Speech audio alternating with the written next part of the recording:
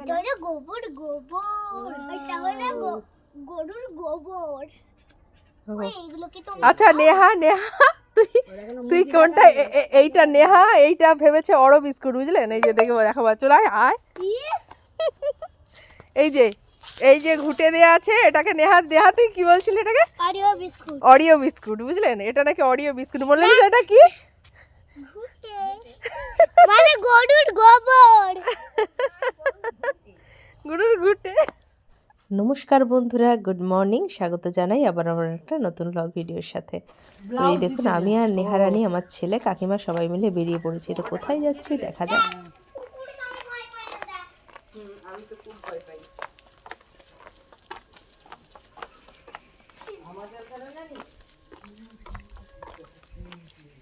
চ ও বড় হয়ে গেছে রে, ও আর হাত ধরবে না। যাই স্টাইলটা দেখো শুধু। ও আমাদেরকে রাস্তা দেখিয়ে নিয়ে যাচ্ছে নাকি?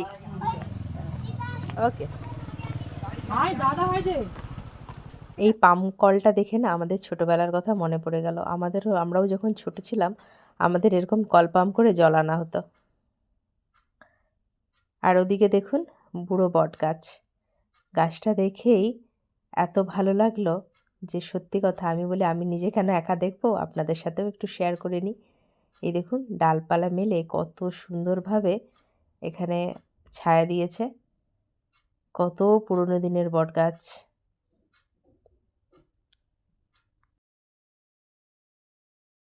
চিন্তা হয়ে গেছি। হাই দেখুন আমাদেরকে যেতে দেয়নি কুকুর। যেতে দেয়নি তো, দেখেছেন রাস্তার মাঝে আমাকে দাঁড়িয়ে আছে। আরে যেতে দে রে, যেতে দে। চলে আসুন কি রে আমার পিছনে চলে যাচ্ছে। ও মা এক্ষুনি বলছিলে না কুকুর ভয় পাই না। মনে হয় আপনি একা একা চলে এলি, আমাকে দেখে নিয়ে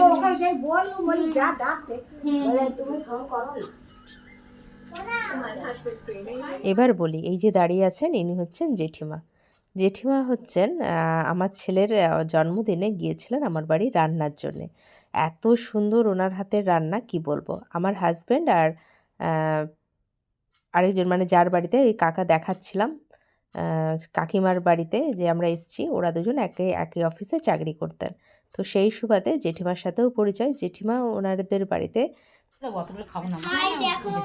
যান, পরিচিত আর কি জেঠিমা ওনাদের সাথে। তো জেঠিমা খুব ভালো রান্না করেন, তার জন্য আমার বাড়ি গিয়েছিল রান্নার জন্য আমার ছেলের জন্মদিনে। তো এত টেস্ট কি বলবো হাতের রান্না। তো এখন আমার ছেলের যতবারই জন্মদিন হয় তো জেঠিমা মোটামুটি যায় রান্নার জন্যে। তো সেই থেকেই পরিচয় হয়ে গেছে। তো আজ গিয়েছিলাম জেঠিমার বাড়িতে মহাভোজের জন্য। কাকার বাড়িতে যেহেতু এসেছি জেঠিমা বলল আমার বাড়িতে কিন্তু একদিন খেতেই হবে। যাই হোক এত আপ্যায়ন এত সুন্দরভাবে খেতে দিয়েছে আর হাসছি আর খাচ্ছি। মেনুতে অনেক কিছু ছিল, বেগুন ভাজা, আলু ভাজা, শুক্তো, বাটা মাছ ভাজা, মাংস, চাটনি।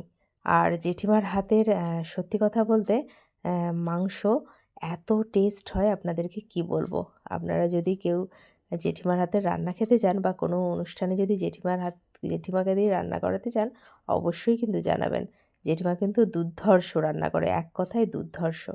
আর এদিকে দেখুন আমাদের গ্রাম সাইডে আমরা থাকি কিন্তু এই রকম ঘুটে দেয়া কিন্তু অনেক দিন পর দেখলাম। কারণ আমাদের ওখানে ঘুটেটা এরকম দেয়া হয় না, গরুই নেই কারো বাড়িতে বেশিরভাগ, তো ঘুটে দেওয়া আর হবেই কি কেমনভাবে। যাই হোক এখানে দেখলাম ওই জেঠিমা না সব ঘুরে ঘুরে দেখাচ্ছে। তার ছেলেরা সব আছে, ছেলেরা 3 ছেলে হচ্ছে জেঠিমার। সেই জন্যে ছোটো ছেলের বাড়িতে আমরা তখন খাচ্ছিলাম।